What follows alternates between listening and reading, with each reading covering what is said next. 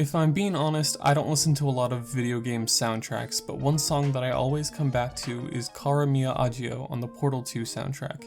This song is beautiful. It comes sort of at the emotional finale of the game after the action-packed climax from moments before, where GLaDOS, who is cold and spiteful towards you at the start of the game, saves you and expresses her motherly love and attachment towards the player character through an Italian aria.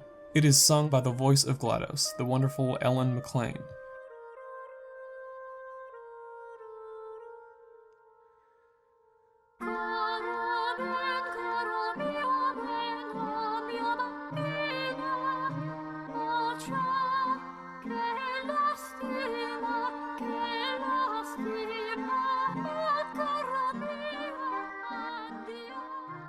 This serves as a fantastic finale to Portal 2, a game that, while certainly silly and video gamey, was not afraid to take itself seriously and can be very emotional and moving. The writers did a fantastic job. They know how to make you laugh at times and how to pull at the heartstrings with bits like Cave Johnson's performance and story, the sympathy you slowly start to feel for GLaDOS, all of the hidden Ratman stuff, and all of those emotions culminate towards this great finale.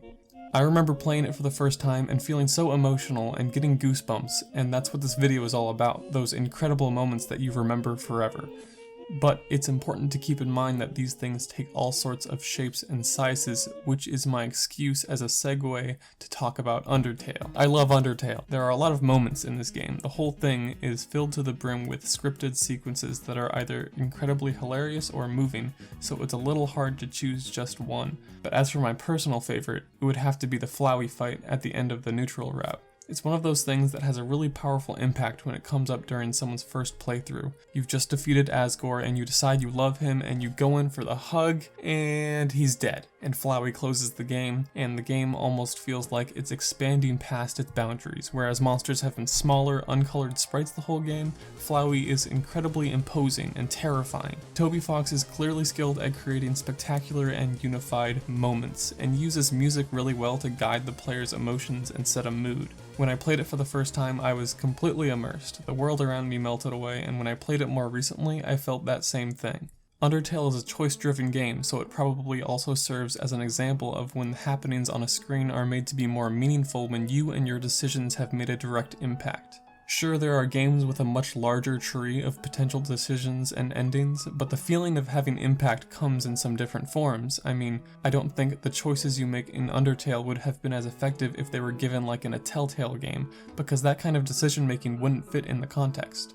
But Telltale games and visual novels and things all have their own ways of making you care, as does every game ever. It doesn't even have to have a story. I'm more compelled and immersed playing Animal Crossing, which has no overarching narrative, than I am with some shitty story. Fucking Witcher 3. I'm kidding, please don't dox me. Dark Souls is another favorite of mine. It's compelling and has moments that leave you with goosebumps in a really natural way where the player feels directly implicated with the epic battles happening on the screen. But even before you get to any of the big fights, there's so much building of atmosphere and a special kind of tension that slowly puts you under the game's spell, inviting you to feel invested in the exploration of a new undiscovered area.